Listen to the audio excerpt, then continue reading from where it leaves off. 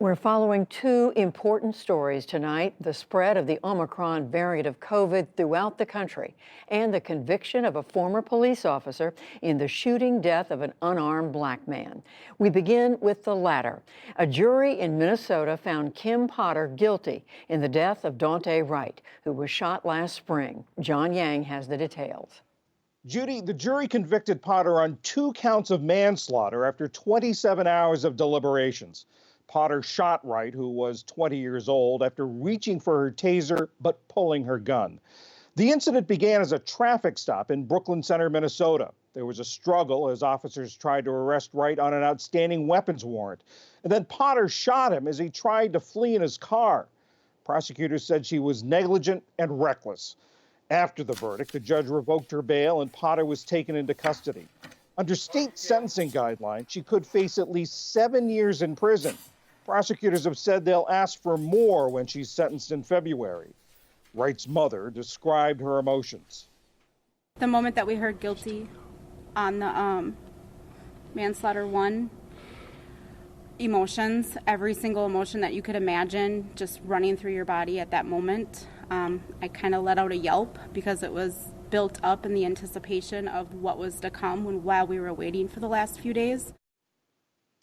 The trial stirred a lot of emotions in the Twin Cities region. A little while ago, I spoke with NewsHour special correspondent Fred DeSan Lazaro, who was outside the courthouse when the verdict was announced. Fred, you were out there when the verdict was read. What was the reaction when the verdict was announced? Well, John, there was a palpable tension awaiting this verdict. A crowd smaller than the one that we saw just a few months ago in the Derek Chauvin trial, but one no less passionate about what they wanted out of this. And of course, as soon as the verdict was announced, there was an eruption of jubilant chanting, and you might be able to hear nearby here that this celebration has continued in marches around the block. For many of the activists who came out and kept vigil here during this trial, this verdict sent a message. Accountability is what we saw when the jurors gave her guilty. Officers across the country need to realize that we are no longer asking for them to stop killing us. We are demanding it. They cannot keep killing our black people and our people of color, and they're realizing it because they got too many allies. They got too many people that got their back. We are not putting up with it. White people ain't putting up with it no more. I'm not putting up with it no more. So yes, this is change. You are seeing change, and we ain't done yet.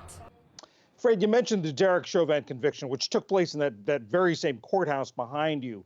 What's been the impact on the community of having this trial and now this conviction follow so closely on the heels of the Chauvin conviction? Well, John, the issue of policing, public safety, and police-community relations with communities of color has been front and center and has not receded like so many issues. It's in a weird way sort of like the pandemic. It keeps coming back in the form of new issues, whether it was a referendum in November on police reform here in Minneapolis, the trial of Kim Potter, and we're not quite done with this issue yet because we have the state trial of the 3 officers who were charged alongside Derek Chauvin in the George Floyd killing, and they also face a federal trial. So this is an issue that will continue to really vex this community in so many ways. It has not receded from the headlines and is not likely to for very long. Special correspondent Fred DeSan Lazaro in Minneapolis, thank you very much. John, you're welcome. This case, along with those surrounding the deaths of George Floyd, Breonna Taylor, and so many others, have highlighted issues of police use of deadly force and accountability. Shannon Prince is an attorney who focuses on policing policy and restorative justice. She's with the firm Boies Schiller Flexner. Shannon Prince, thanks so much for being with us. On this question of police accountability, what message do you think the jury sent today? Well, I think that the jury sent the message that police are accountable not only for their deliberate acts, but even for accidents that arise from recklessness or unreasonability.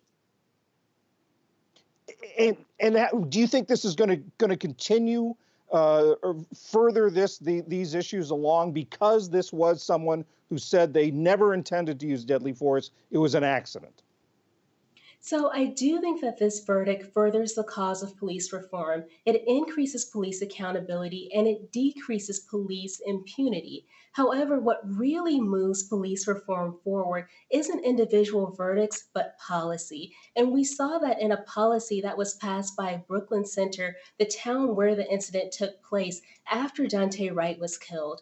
They passed an act in part named after Dante Wright that, among other things, creates an unarmed civilian force to handle non moving traffic violations of the sort that began this incident. Now, such forces have been used successfully in other countries, and hopefully, they'll prevent further traffic stops from escalating to violence as this one did. And talk about this traffic stop. This is a traffic stop that Potter, Officer Potter said she would not have made if she was alone, but she had a trainee with her. What role did race play in that, do you think? So it's impossible to look into the hearts and minds of other individuals, but we know that data shows that Black people are disproportionately likely to be pulled over by the police, even though white people are disproportionately likely to have contraband in their cars. Now, the reason Dante Wright was pulled over was because he had air freshener dangling from his rearview mirror and expired license tabs. Some may feel that those minor non moving violations were actually pretextual. And it's entirely possible that if Dante Wright weren't a Black man, Kim Potter and their trainee officer wouldn't have pulled him over for such minor reasons. Much was made about this jury when it was selected because there was only one a black juror. The others, there were nine white people and two Asian Americans.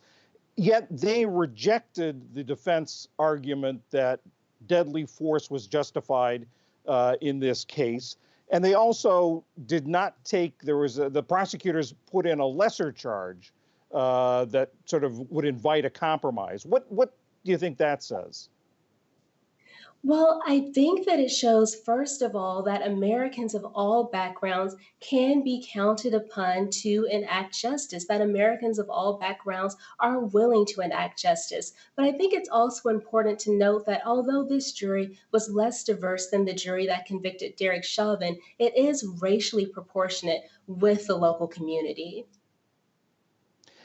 The prosecutors are saying that when they're going to argue aggravating causes, when they or aggravating factors when the sentencing comes around, that she endangered the public by shooting Dante Wright and sort of allowing him to get away in this car while he was wounded and didn't do anything about it. What do you make of that? So that charge goes back to the fact that when Kim Potter incapacitated Dante Wright, he drove off, but because he wasn't able to navigate, he ran into an elderly couple, and the husband of that couple was gravely affected by that accident. And then there's also a second aggravating factor, which is that Kim Potter abused her position of authority as a police officer. Now, I think that there is evidence to support both of those aggravating factors. And what happens next is it has to be decided whether or not they're actually present. Now, it was Kim Potter herself who had the right to decide whether she wanted the jury or the judge to answer that question. She waived the right to have the jury decide, so that question will go to the judge. Shannon Prince of Boies Schiller Flexner. Thank you very much. Thank you.